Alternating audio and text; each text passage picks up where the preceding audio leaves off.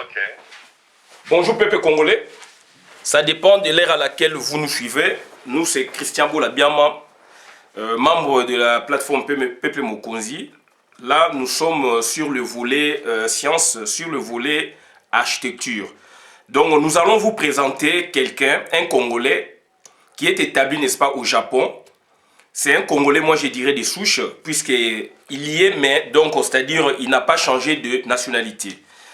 Il la garde pour question de fierté, il la garde pour question d'honneur, d'honnêteté aussi intellectuelle, puisqu'il s'est dit peut-être que donc je suis Congolais et je le reste. Avant de rentrer dans le vif du sujet, puisque nous allons, n'est-ce pas, le découvrir ensemble, c'est une grande sommité en la matière. Il a étudié avec le professeur Jean Bellé. Professeur Jean Bellé, vous le connaissez, il est professeur à MIT aux États-Unis.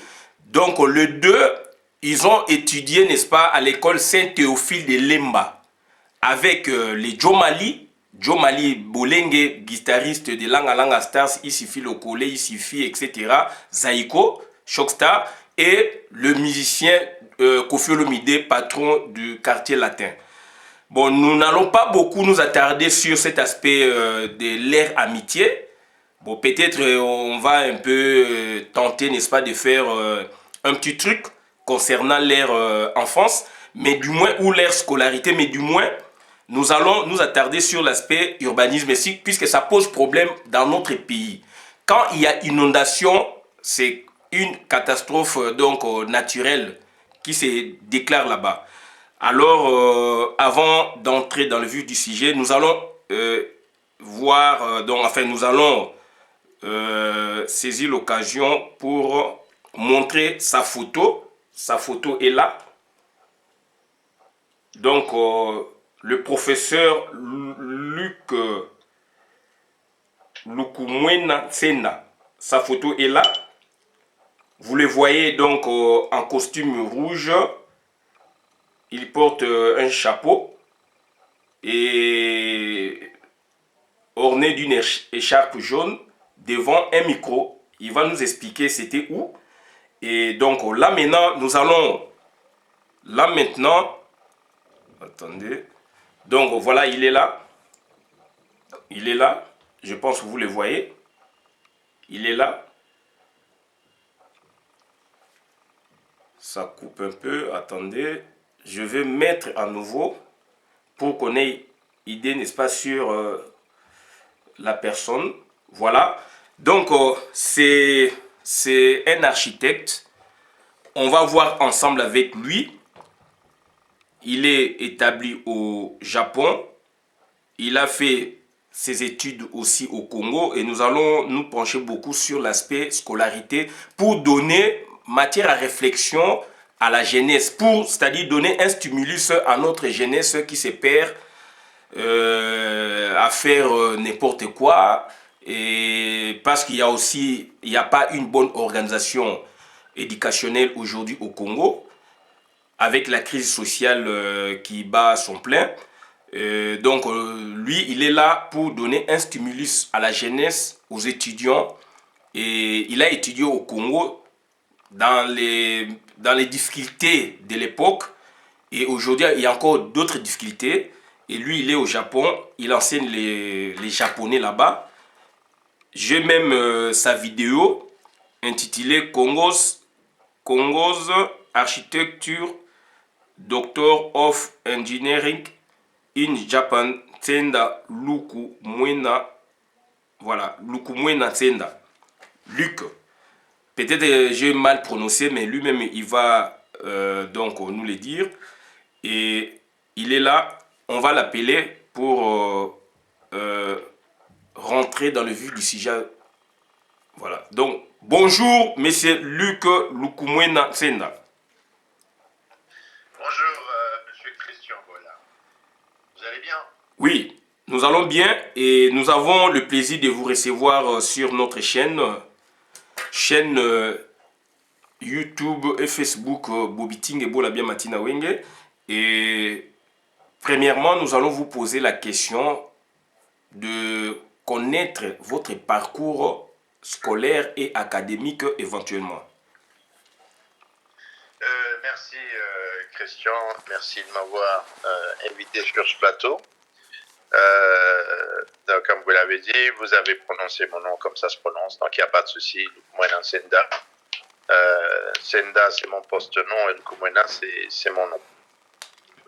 Voilà, je suis architecte, urbaniste, designer et acteur social.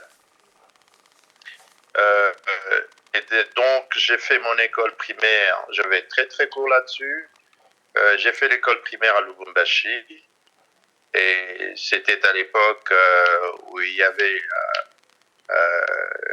les mutineries dues à la tentation de sécession katangaise. Donc on a eu un petit moment, à un moment donné, on a dû passer quelques mois dans un camp de réfugiés dans son propre pays. Et probablement que cette période a créé en moi une recherche de construction, probablement ce qui m'a poussé à l'architecture. C'est un domaine où vous ne faites que construire. Voilà. Donc après Lubumbashi, je suis venu à Kinshasa et pour commencer l'école secondaire. J'ai fait les CO et les humanités parce qu'à l'époque c'était le système cycle d'orientation. Ouais. Première, deuxième année, ouais. Voilà, donc j'ai fait les deux cycles dans la même école, Saint-Théophile. J'y suis arrivé, c'était encore Saint-Théo, et puis bon, l'école a changé de nom, et c'est passé au nom de Collège Lemba. Et j'ai fait les humanités scientifiques. Et c'est au fait, en ce moment-là, que j'ai dû connaître le professeur Jean Bellé, avec qui on a des super relations. Oui. Autant bien que les Joe Madi, les Kofi Olomide, on était tous de la même école. Et d'ailleurs, je suis très content de remarquer qu'il y a énormément de gens dans la diaspora congolaise qui excellent et qui viennent de cette école-là, le Saint-Théophile. Voilà. Donc, après Saint-Théophile, le collège de Lemba, je suis allé faire l'architecture à l'IBTP. À l'époque, l'architecture était une section de l'IBTP, donc l'Institut du bâtiment et des travaux publics, aujourd'hui redevenu ou dénommé Institut national du bâtiment et des travaux publics. Et l'architecture est retournée à ses origines, qui était une école séparée, institut. À l'époque, c'était l'ISA, Institut supérieur d'architecture. Aujourd'hui, c'est Institut supérieur d'architecture de l'urbanisme. Toujours au même endroit, à l'Académie de Beaux-Arts, que nous appelions à l'époque si chèrement l'ACA. Pour ceux de la vieille époque, ils s'en souviendront. Mais s'il vous plaît, prof, mais il y avait aussi l'IBTP Mongalima en face. Oui. Ah ben voilà, très bien. Là, vous faites bien de me rappeler, parce que l'IBTP, au fait, était resté en Galima. L'IBTP était en Galima. L'architecture seule était à l'Académie des Beaux-Arts. Ah, ok. D'abord, les bâtiments de l'Académie des Beaux-Arts, et ensuite, on a construit la nouvelle école d'architecture, donc des nouveaux bâtiments pour l'architecture. Mais c'était plutôt après des troubles des années, je ne me rappelle plus, je n'étais d'ailleurs plus au Congo en ce moment-là, qu'on a fermé l'IBTP Ngaliema. Ouais. Et l'IBTP est venu à Lingwala dans le même bâtiment que l'école d'architecture. Voilà. Vous avez bien fait de rappeler ce petit passage. Ouais. Voilà.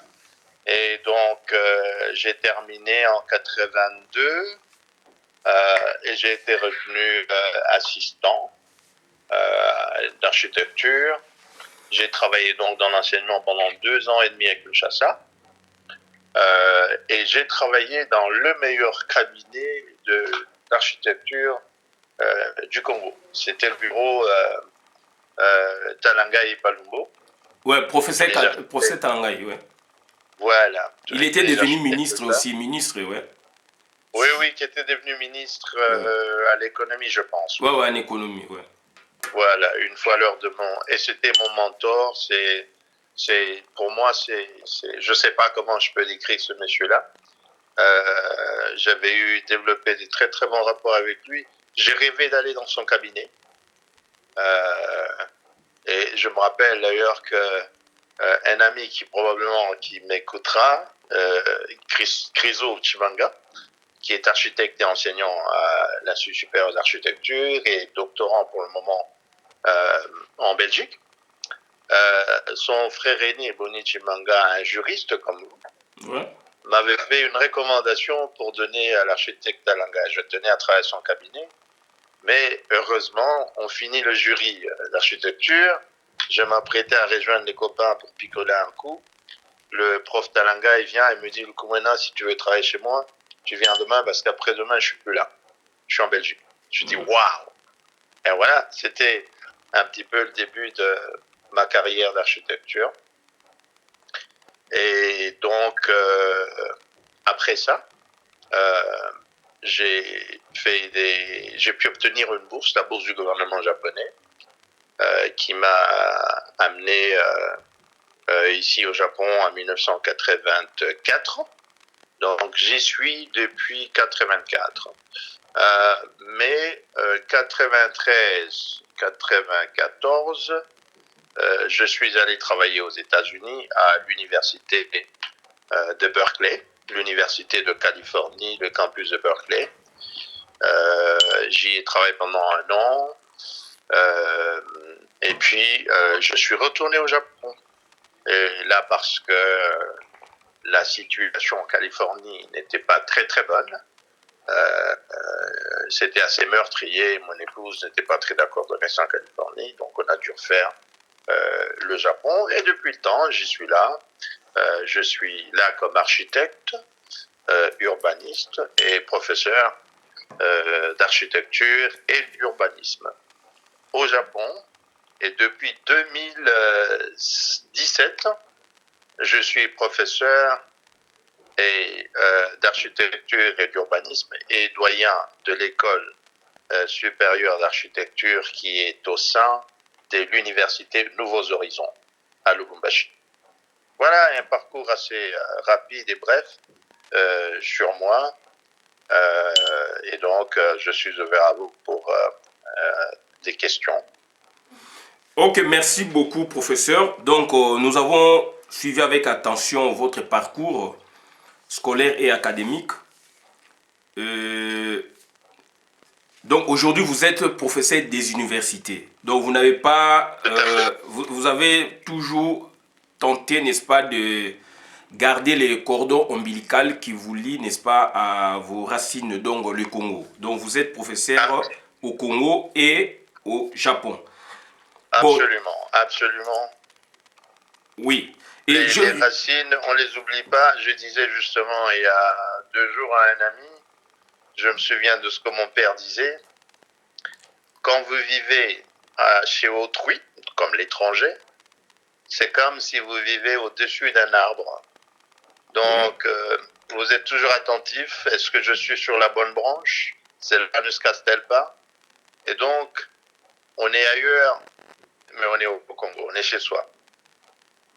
Comme qui dirait, donc, loin du cœur, enfin, loin de vous, mais près du cœur. Donc, il y a une expression, ouais, il y a une expression comme ça. Bon, professeur, je présentais votre photo. Vous êtes là, bien habillé, en costume, dans une salle, devant un micro. Quel représente pour vous cela? Et voilà, quel en était, n'est-ce pas, l'objet ou l'objectif de cette rencontre avec des gens tout autour? Merci. Là, au fait, j'étais en train de présenter, je faisais le speech inaugural de l'événement que j'organise depuis bientôt 10 ans. En fait, cette année, ça fait exactement 10 ans. C'est un événement social qui s'appelle Africa Meets Kansai. qui veut dire l'Afrique rencontre le Kansai. Oui. En passant, le Kansai, c'est la deuxième région économique du Japon et dont le PIB est égal à celui de la Hollande. Ouais. Waouh. Ouais, ce n'est qu'une région. Hein. Oui. Et donc, si cette région était un pays, elle sera absolument dans les G20, les 20 grandes économies du monde. Et c'est une région qui a une spécificité sur le plan des technologies. Ouais. Et c'est la région qui a apporté au Japon le commerce, c'est la région où a commencé la culture du Japon. Vous y avez les deux anciennes capitales du Japon, donc la Nara, qui est la toute première, Kyoto, qui fut la deuxième, et au fait, une troisième qui n'était capitale que pendant très peu de temps, qui est Kobe, avant que la capitale n'aille à Tokyo. Donc, c'est une région culturellement très riche et technologiquement très riche. Dans cette région, il y a une petite ville qui s'appelle Higashi Osaka. En cette seule ville, il y a 1300 entreprises de technologie. S'il vous plaît, technologie liée à l'architecture, à l'urbanisme ou technologie à part? Toutes les technologies liées à l'architecture, et d'ailleurs en passant pour le moment, je suis en conversation avec une de ces sociétés pour amener des maisons en 3 dimensions au Congo. Donc, imprimées sur la 3D au Congo. Donc, ils ont toutes les technologies. Vous parlez de l'agriculture, vous avez ça. Vous parlez du traitement des immondices, vous avez ça. Vous parlez de la médecine, vous avez ça. Il n'y a aucune technologie qu'on ne retrouve pas dans cette zone-là. Voilà, alors, on retourne un petit peu au micro. Donc, j'étais en train d'adresser le public à l'ouverture de cet événement qui s'appelle Africa Meet Kansai. Et cet événement a quatre axes principaux. Et le but, c'est de faire de la promotion de l'Afrique. Que l'on connaisse l'Afrique, mais particulièrement mon propre pays, le Congo. Et c'est un événement auquel assistent beaucoup d'ambassadeurs de tous les pays africains. Nous avons le support des villes, des gouvernements depuis qu'on fait cet événement. Et donc les 4 axes sont la mode. Hein. Donc, et la mode, pourquoi? Parce que la mode, c'est une forme d'expression culturelle. Et c'est très important de retenir ça comme cela. Il y a beaucoup de choses, beaucoup de messages qui nous sont communiqués à travers la mode. Nous avons tout ce qui est art africain, l'artisanat africain. On a la musique africaine. Et on a la nourriture africaine. Ouais. Donc, nous avons utilisé ces 4 axes principaux pour pouvoir diffuser un message africain. Voilà. Et j'étais en train de présenter cette affaire-là. Ok. Est-ce qu'il y avait aussi des Congolais qui y ont pris part? Congolais, je parle de Congolais, donc du Congo. Est-ce que le ministère vous avez contacté? Vous avez des liens avec le ministère de la Culture et Arts, par exemple? Est-ce que nous sommes un pays de la musique? Est-ce que vous avez... Nos musiciens aussi, ils participent sur ce 10 ans-là. Est-ce que vous avez connu quelques musiciens qui ont pris part de par, pas votre volonté, mais de par la volonté, par exemple, des privés, des musiciens, des orchestres, ou la volonté du gouvernement? Je ne sais pas s'il y a un lien entre vous deux. Oui, non, vous avez soulevé une très très belle question. Nous avons fait plusieurs tentatives d'intéresser le gouvernement congolais. Je suis fort désolé de vous dire que le silence est tout ce qu'on a pu recevoir. À un moment donné, il y a eu un petit peu une espèce de mouvement. Malheureusement, non, pas grand-chose. Nous avons pris des initiatives personnelles, on a contacté des musiciens, certains, à un moment donné, Papa Wemba par exemple, étaient d'accord de venir. Il y a eu des changements au dernier instant, on n'a pas pu l'avoir. En 2017, pour être un peu plus précis, là, il y avait beaucoup plus de volonté, apparemment. Mais là, je dois dire merci aussi à certaines personnes, comme Yves Sambou, qui du collectif, il a un collectif Sadi, voilà, collectif artiste, qui travaille beaucoup avec les sapeurs. Il y avait lui et Zachary Babapasue qui, en ce moment-là, il est député national, qui nous a aussi, qui a tenté de nous aider. Malheureusement, on n'a pas eu grand-chose. Pas grand-chose, on a vraiment rien eu, ça c'est un fait, hein, donc le gouvernement n'a pas bougé. Mais Zachary avait fait tout de même le déplacement pour le Congo, aussi bien que Yves Sambou. On a eu Lambio Lambio, par exemple, avec Lofombo, Ouais. qui sont venus, oui. Mais... C'était en quelle année? En quelle année? Lambio Lofombo. Lambio Lambio et Lofombo sont venus en 2017. Alors. Ouais. Ouais. Tandis que... Non, en 2018. Tandis que Zachary est arrivé, lui, en 2017. Mais depuis 2014, au fait, nous avons, nous, sa propre initiative personnelle, on a pu inviter quelques mannequins du Congo, notamment Anado Kabika, qui finalement était, je crois, en 2018 ou 17, était première dauphine, je pense, de Miss Congo. On a eu l'année passée, par exemple, à Buena, Nkumu, qui est également assez bien connu nationalement, comme elle était aussi Miss candidate.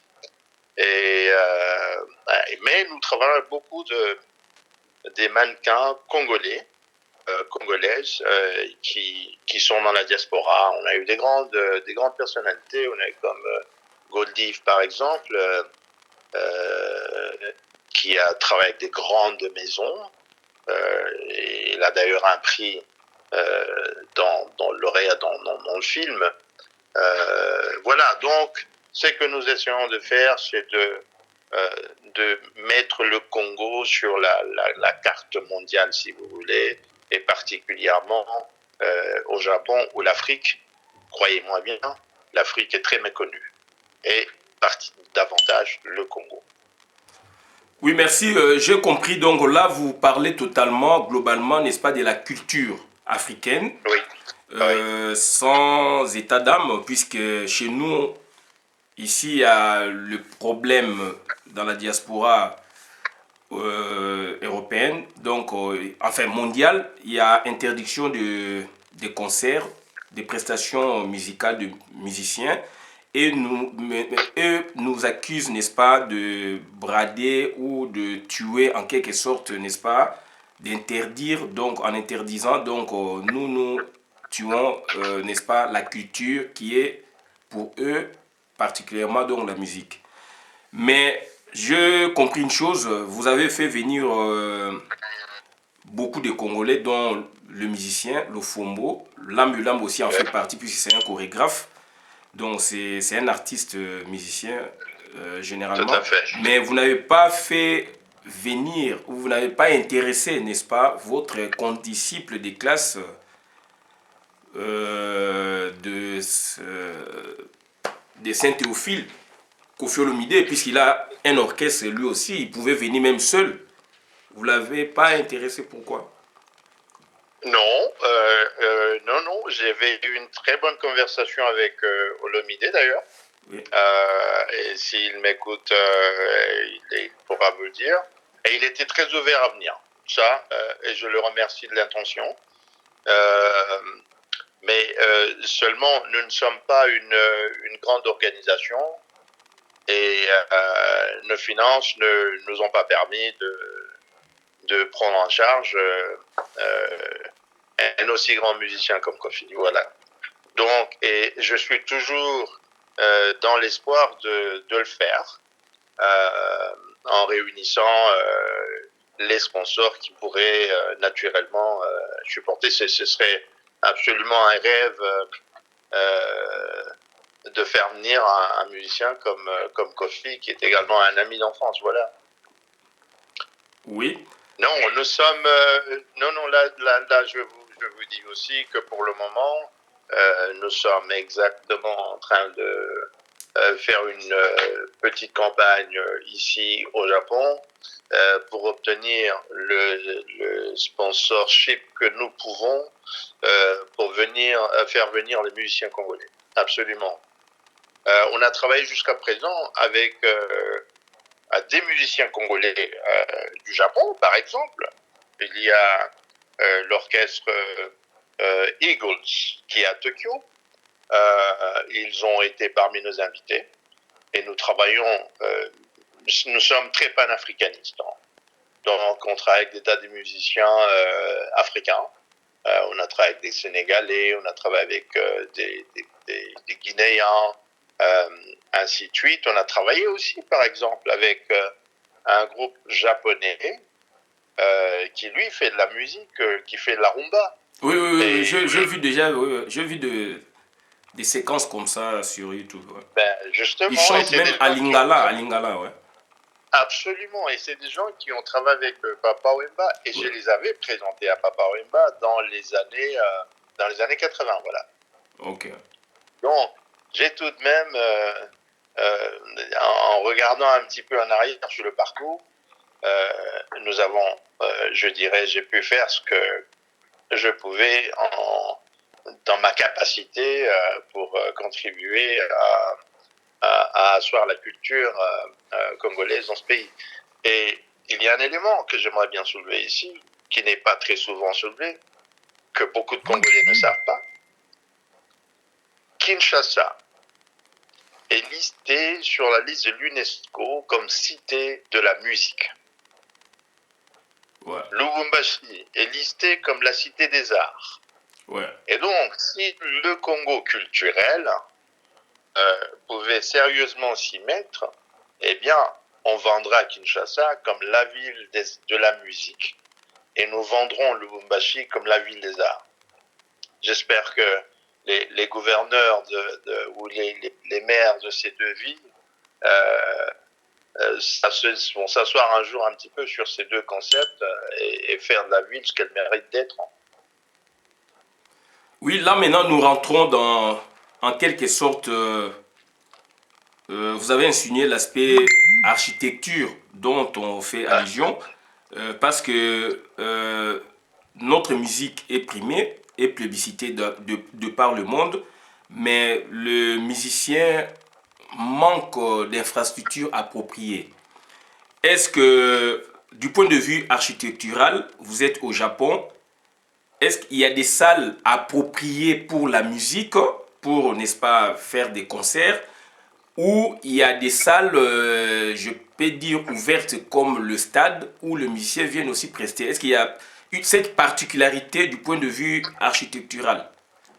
Et Absolument. s'il y a moyen aussi de nous situer dans quelle partie du Japon vous résidez? Oui, très bien. Je suis dans la ville de Nishinomiya. C'est une ville qui est entre... d'abord, je suis dans la région du Kansai. Dans la région du Kansai, comme je disais tout à l'heure. Et je suis entre la ville d'Osaka et la ville de Kobe. Ouais. Deux grandes villes dans les alentours. Je suis à 15 minutes de l'une et de l'autre. Mais dans une ville qui est particulièrement, qui a quelque chose de très particulier, c'est la ville qui a le plus d'universités au Japon. Ok. Voilà. Et donc, beaucoup de gens veulent habiter dans cette ville, et c'est en passant la ville où vous avez beaucoup de grands patrons des boîtes japonaises, particulièrement le fondateur de la société Panasonic. Donc, il habite dans la ville où je vis. Enfin, il a habité parce qu'il n'est plus. Et donc, c'est une ville assez calme, très bien. Maintenant, pour toucher à la question des salles de production des musiques, tenez-vous bien, le Japon est un pays d'une très riche culture. Ouais. D'une très très riche culture. Et donc, vous avez une infrastructure incroyable sur le plan de salles de production, salles de performance. Vous avez des grands stades, il y en a plein, des stades qui vous font des centaines, des milliers de personnes. Et là, s'y produisent des grands concerts. Mais vous avez également des grandes halles, mais c'est des trucs costauds. Vous avez 5000 personnes avec une sonorisation formidable. Vous avez des grands espaces publics où se tient des concerts à ciel ouvert. Sur ce point de vue-là, je crois que le Japon est assez bien préparé et a une infrastructure qui vaut la peine et qui pourrait servir de référence pour notre pays dans les années à venir. Donc, vous avez à la fois des espaces à ciel ouvert, autant bien que vous avez des espaces qui sont complètement dans les enclos. Ouais. Si vous revenez à Kinshasa aujourd'hui, eh bien, rien que les salles de cinéma sont parties. Ouais. Rien que ça. Oui. Et quand on en vient maintenant aux zones de production, là, il y a encore un autre problème. Et vous en venez au studio d'enregistrement, vous avez encore un autre problème. Et là, je remercie aussi Kofi en passant pour m'avoir fait faire le petit tour de en 2017, je pense, de ces équipements, notamment Sasa Lamatongue, ainsi de suite. Donc, c'est qui est un effort louable quand on voit un musicien démarrer quelque chose en ce sens-là. Ouais. Mais que pensez-vous de l'architecture et de l'urbanisme congolais précisément, ou au Congo, puisque on connaît un peu le constat qui est vraiment un constat dont on ne peut même pas en parler. Donc quand il pleut, quand il y a ceci, cela, donc c'est catastrophique.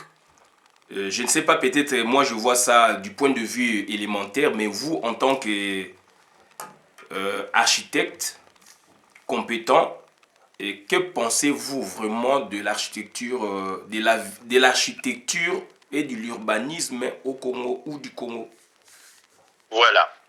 Et j'aime bien cette précision là, de l'architecture au Congo ou l'architecture du Congo, parce que on ne va pas aller en détail, ça peut être très compliqué. Je parlerai de l'architecture au Congo. Voilà. C'est plus simple, plus générique. L'architecture au Congo, elle peut se résumer en très petites lignes. Elle est très pauvre en matériaux de construction. Donc, vous avez la brique, les parpaings de ciment, et vous avez quelques carreaux sur les murs, vous avez de la peinture. Voilà. Donc, en bref, tout le Congo, toute l'architecture au Congo, elle est définie par cette pauvreté des matériaux et la rareté, le manque de diversité en termes de matériaux de finition. Ça, c'est une chose. Et deuxièmement, il y a très peu d'efforts qui se lient sur les bâtiments du Congo, les bâtiments au Congo, où on y sent de l'architecture. Est-ce qu'il y a un élément important ici? Tout bâtiment n'est pas architecture. Ouais. Tout bâtiment est une construction. Mais un bâtiment architectural, donc qui devient architecture, c'est un art.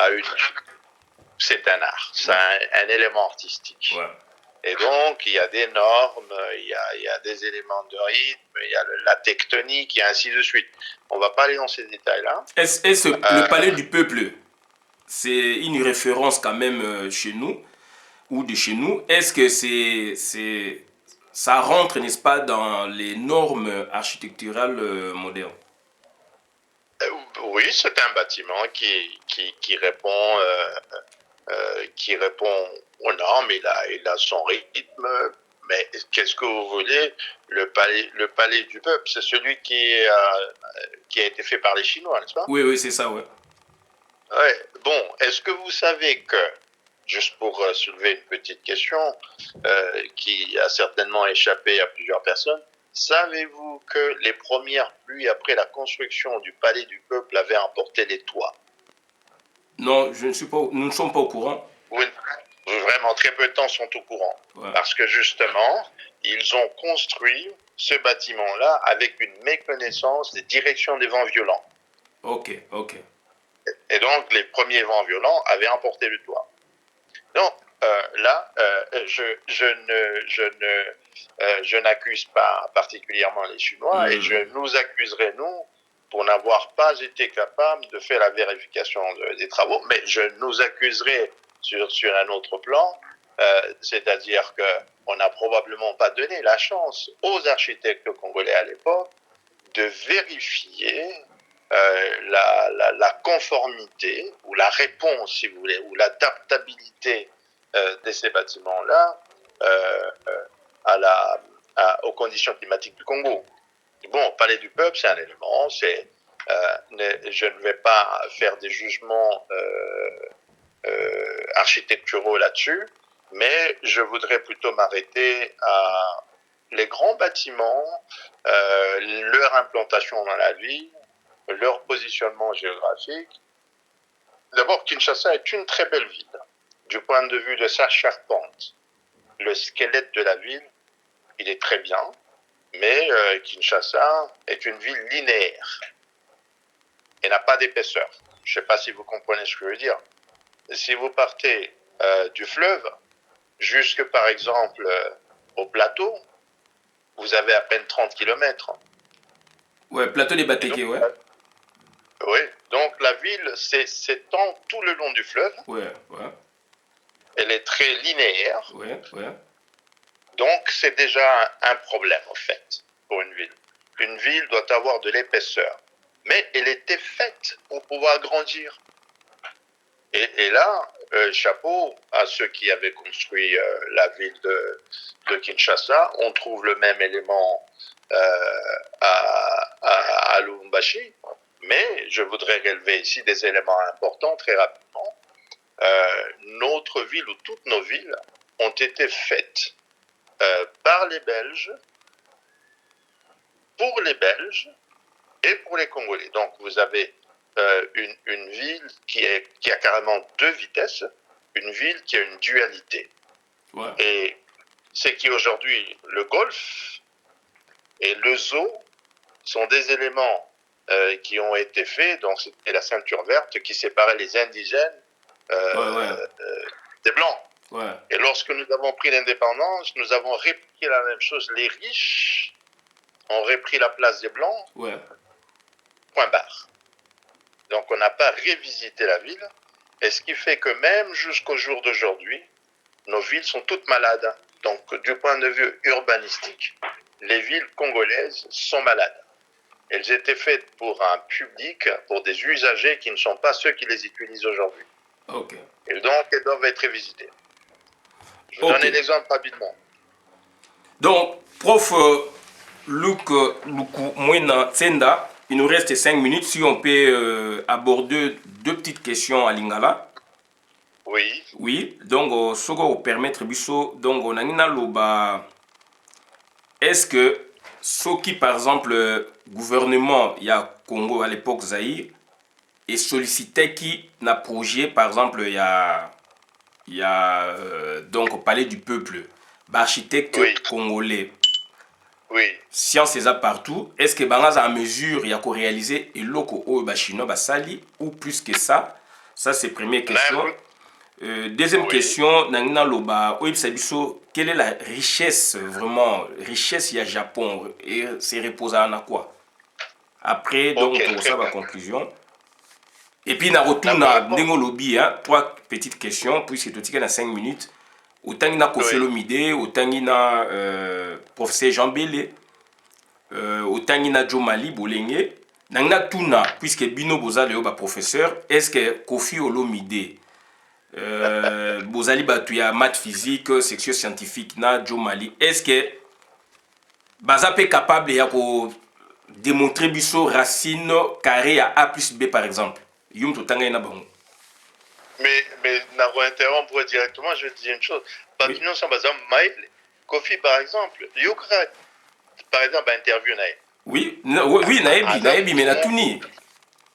Oui, pour répondre sans problème, je suis convaincu. Lelo. Au Pessibango Racine Carré, oui. L'équation,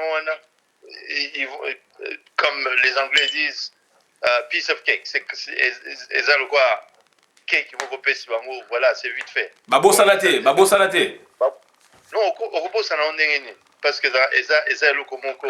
Mais le cobiso nyonso, qu'on a étudié à l'époque, il y a parce que ça qui des très bonnes écoles. Hein. Ouais. Je suis sûr que votre nyonso a besoin d'un sans problème. Oui. Va répondre sans problème. Sur les niveaux au testé, bango. T'es là tous les gars, puisque tant naïbi que bah sala scientifique, bah section scientifique. Oui. Puisque Nabi, pourquoi il y a un ami, vieux Joe Mali à Bruxelles, à sala bah formation moko boye. Na lobi boye pourquoi puisque Nabi vieux Joe Mali bingay. Donc à sala bah formation moko boye. Donc l'isolo na zoloba yé pas bien noté. Ami moko sikoyo. Bah ça là ba formation la Belgique et avec ba formation ma makasi vieux Joe Mali à l'écart. Siko hier on betenga l'histoire zo lekela ye. Ngabino Joe Mali na yebi ke grand frère nanga ala ebsanga ke Joe Mali atanga na institut d'Itaga. Aujourd'hui comprendre ça que na ba sala IPCF cette fiba ba yeni na bango grand frère tanga ba koti na ba CEO bango ba yija na ba humanité. Ah bien mais oui, abi mes formations avec makasi. Tant on a quoi apprendre que à ça la section scientifique do yako na on ba ça soit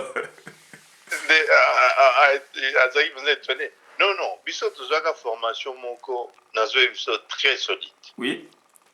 Mais vraiment solide. Ce qui fait que même les loyaux, Suzy Batouana, et au PSBA, équation, ils vont te les faire sans problème. Tout le monde a un musicien, mais il a la base. C'est ça, c'est ce que les gens oublient.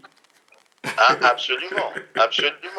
Et d'ailleurs, musicien, mais c'est des cas formidables. Hein. Oui. Il faut leur enlever le chapeau. Oui. Batouana, les non-musiciens. Oui. Parce que, tu sais, il y en a qui ne connaissent pas les notes, mais ceux qui sont en avis, non, sont les corrects et tout ça. Non, c'est des gens formidables en passant. Mais alors, professeur, donc pour la tour qui est rapide, il y a 2-3 minutes, na question, l'aime sur Bossani, nabi, ceux qui va payer ça qui bino, bandeko, architecte, projet où on a parlé du peuple. Est-ce que bon réaliser en gros, il y a malamu, pas tout le bagage équivalent na wana, mais bon ça la paix moussala qui toko. Et voilà, donc mais tout le monde a eu bachinom basala qui alors que tous les écoles à miner ni wana sur place. Mais to kuga ko sala musala moko l'équibango de très loin. Exemple, palais des marbres, talanga ya sala qui ango. Exemple, banque la banque des monnaies. Oui, palais des monnaies, oui. Oui, ngana sala ka stage na banque wana. Talanga na Palumbo. C'est un exemple. Ouais.